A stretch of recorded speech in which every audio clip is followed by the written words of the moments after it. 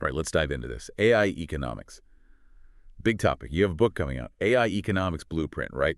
Hitting Amazon March 24, 2025. And we're here to kind of unpack it, give our listeners a sneak peek. Well, it's interesting, the book really looks at AI not just as technology, but as this force that's it's already reshaping the global economy. So it's not just for the tech geeks. It's really about the big picture, like how AI is changing the rules of the game for, just about everything. Yeah, for everyone, really. It's about how AI is becoming a core factor of production, alongside land, labor, and capital. Like the book actually predicts that by 2030, AI's contribution to global GDP is going to surpass human labor. Wow.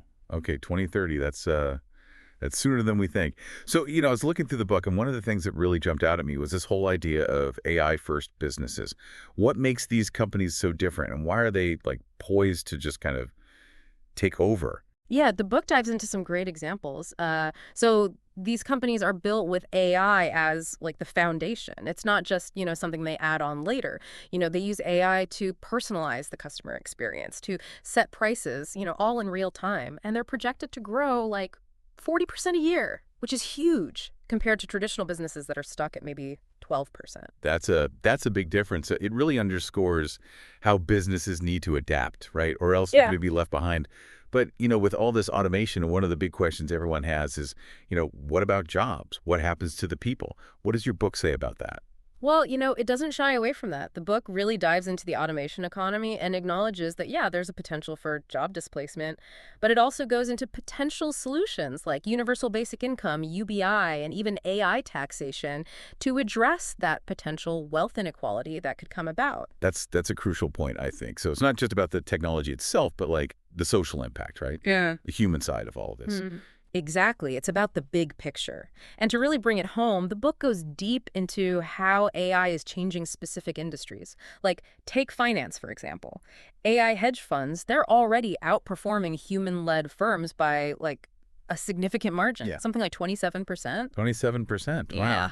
Yeah, that'll definitely get people's attention. Yeah. It's not just theory, right? AI is already winning. And I'm guessing the book goes beyond just finance. Oh, yeah, definitely. It covers everything from AI in healthcare, where algorithms can, diagnose diseases earlier and more accurately, to manufacturing. I mean, you got these AI-powered robots that are revolutionizing factories. Yeah. And e-commerce, even e-commerce is getting a makeover with AI-driven personalization and, making supply chains more efficient. It's amazing how widespread AI's impact really is. So, this book, it really drives home the point that AI is not just some tech trend.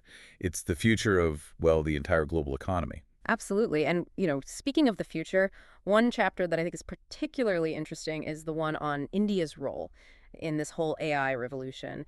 The book really highlights how India is positioned to be a major player, with its growing tech sector, its massive population, and its national AI strategy that's really focused on AI for all. That's interesting. I remember reading about some Indian AI startups like Haptic and Nikki.ai that are doing some really cool stuff. And yeah, the government is really pushing for AI adoption across all sectors.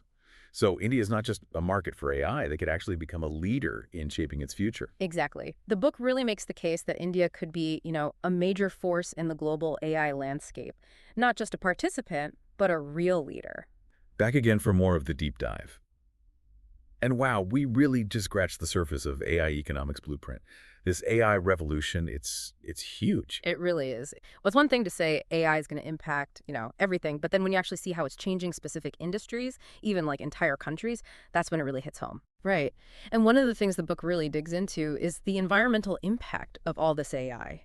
It's easy to think of technology as, clean, virtual, but actually training these massive AI models, it takes a ton of energy. I hadn't really thought about that much. So does the book quantify how much energy we're talking about? It does. There's some research cited that says, get this, training just one large AI model, it can use as much electricity as 100,000 homes in a year. Uh-huh. Think about that. A whole small city.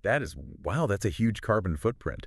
So, if AI keeps growing at this rate, are we Are we basically looking at an environmental disaster? Well, the book, it doesn't sugarcoat the risks, but it also talks about ways to create a more sustainable AI future. One key area is, well, developing algorithms and hardware that are just more energy efficient.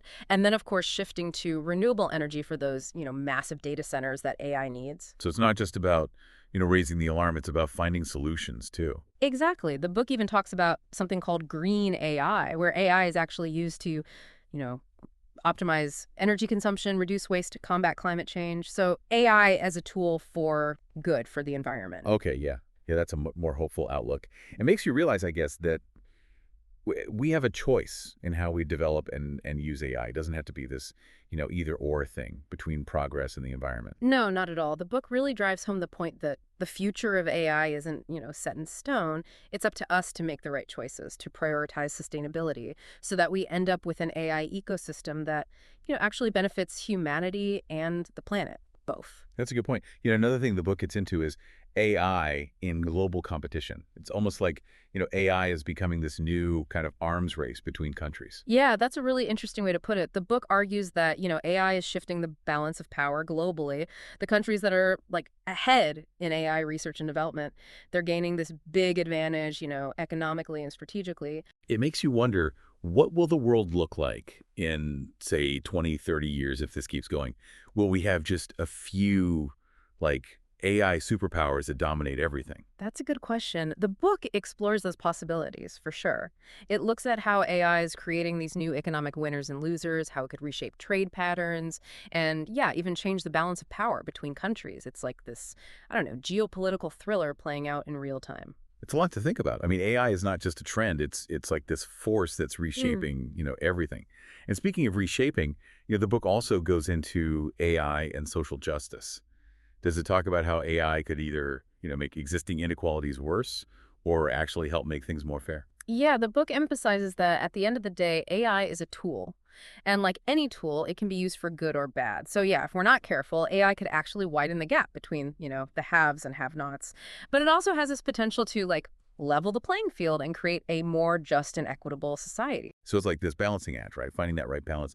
So what are some like concrete examples the book gives for how AI could be used to promote social justice? Well, it talks about a lot of possibilities, like AI could be used to identify and fix bias in hiring or to make sure lending decisions are fair. It could help improve access to healthcare for, underserved communities and even personalized education so everyone has a chance to learn and succeed. So it's about, using AI intentionally to make the world a more inclusive and equitable place. Yeah, those are some really powerful examples. It really shows how AI can be this force for good, but also it highlights how important it is to be mindful of the potential downsides too. Absolutely. And one of the things that really stands out in the book is how it stresses ethical AI. It's not just a side note, it's like a core principle that runs through everything. So what are some of the key principles of ethical AI that the book lays out? Well, it talks about things like fairness, transparency, accountability, and human control. So AI systems, they need to be designed and used in a way that doesn't lead to bias or discrimination. There needs to be transparency so we can understand how decisions are being made. And really, at the end of the day, humans need to stay in control. AI should serve humanity, not the other way around. That's a lot of responsibility. So Uh-huh. it sounds like ethical AI is not just about, avoiding harm, but also about using AI to actually make the world a better place proactively. Exactly. It's about making sure that AI aligns with our values, as a society, and that we use it to help people thrive. That's a powerful message, and it's woven throughout the whole book. As we're talking about all this, I'm realizing that this book, AI Economics Blueprint, it's not just about the economic impact of AI. It's almost like, I don't know, a philosophical look at how to, you know, navigate this whole AI revolution in a way that actually benefits everyone. That's a really good point. The book does challenge readers to think deeply about AI and what it means for, yeah, not just the economy, but society as a whole. It's like a call to action, to get involved and help shape the future of AI. A future that, has so many possibilities, but also potential pitfalls too. And this book, it feels like it provides a roadmap, a way to navigate that future so that we can make smart choices that lead to a world where AI really does empower us, Hmm. enhances our lives, helps us solve problems. I think that's a great way to put it. It's a powerful message, and I think it will resonate with readers from all walks of life, whether you're in business or government, a student, or just, well, anyone who's curious about what's coming next. We've covered so much in this deep dive, but I feel like we've barely scratched the surface of what this book has to offer. There's a lot more to unpack for sure. But before we keep going, maybe it's good to just, take a moment, let everything sink in. It's a lot to process. Yeah. To our listener, think about what really stands out to you from what we've talked about so far. Are you excited about AI and the potential it has?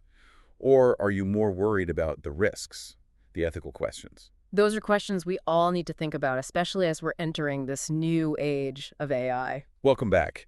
It's crazy how much we've already talked about with this AI economics blueprint, from how AI is changing specific industries to like the big picture stuff, the environment, global power, even social justice. This book really covers it all. Yeah, and as we wrap up, I think it's important to, step back and think about what all this means for, well, for capitalism itself. I mean, AI isn't just some, temporary disruption. It's changing the fundamental rules of how the economy works. Yeah.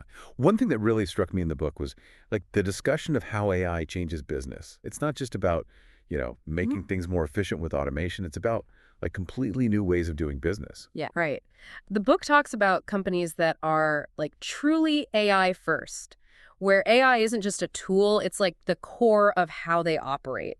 They're using AI for everything, Yeah. from marketing and pricing to like predicting when equipment needs maintenance, even creating entirely new products that we haven't even imagined yet. Yeah, it's not just about, robots on an assembly line replacing a few workers. It's so much bigger than that. It's like AI is pushing businesses to think, way outside the box. Absolutely. The book makes the argument that AI is this, like catalyst for innovation. It allows companies to create new value, to redefine what's possible.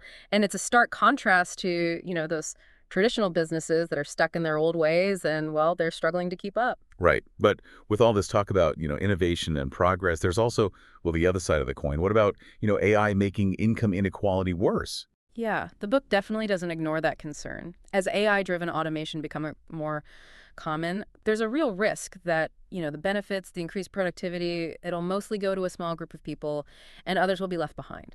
And I mean, that could lead to some serious social problems if we're not careful.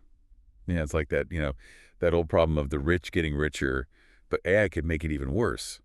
Does the book offer any, like, solutions to that? It does. It talks about potential policies like, a universal basic income, UBI, to provide a safety net for those who lose their jobs to automation. And it also explores this idea of, taxing AI. So companies that are profiting a lot from AI would contribute to a fund that would support, retraining programs and social welfare initiative. Okay, so it's not just, letting the free market figure it out. It's about actually doing something, using policies and regulations to make sure AI benefits, well, everyone. Exactly. That's a key message of the book. It's a call to action for policymakers, business leaders, really anyone who cares about the future to start thinking about how we shape the AI economy so that it works for everyone, not just a select few. And as we're talking about shaping the future, one thing that worries me is, AI stifling competition. Mm. What if, like, a few big tech companies end up controlling all the best AI? Won't that create monopolies and, slow down innovation? Yeah, that's a legitimate concern, and the book does address that. It talks about the need for strong antitrust laws to prevent those AI monopolies from forming, and it also explores other ideas like open source AI, where everyone can access and contribute to the technology, and decentralized AI networks, to encourage more competition and innovation. It seems like finding the right balance, between supporting innovation and preventing monopolies, that's going to be a huge challenge in the years to come. It is. It's a challenge we can't afford to ignore. The stakes are just, well, they're too high. The future, I mean, everything, the economy, society, even democracy, it depends on how we handle this AI revolution. This has been, wow, this has been an eye-opening deep dive. AI economics blueprint doesn't just skim the surface. It really gets into the nitty-gritty of the AI revolution. It's like a guide to, well, the economic, social, even philosophical impacts of this technology. It's not just a book for, tech experts or economists. It's for anyone who wants to understand, what's happening in the world and the choices we're facing in this, well, in this age of AI. And to our listener, the author of this book, as you get ready for your launch on March 24th, Remember, you're not just putting out a book, you're starting a conversation, a really important one. You're giving people the knowledge and insights they need to, navigate this uncharted territory and create a future where AI benefits everyone. It's a future worth fighting for, and AI Economics Blueprint, it's a great tool to help us get there. And to all our listeners, thank you for joining us on this deep dive. We hope you're leaving this conversation feeling, I don't know, informed, inspired, maybe even a little challenged. Remember, the future of AI, it's not set in stone. We're creating it right now with every decision we make, every policy, every action. So let's be bold, let's be thoughtful, and let's use this incredible technology to build a world that's truly worthy of, our intelligence, our compassion, our humanity. Thanks for tuning in to the deep dive. Until next time, keep exploring, keep learning, and keep pushing the boundaries of what's possible.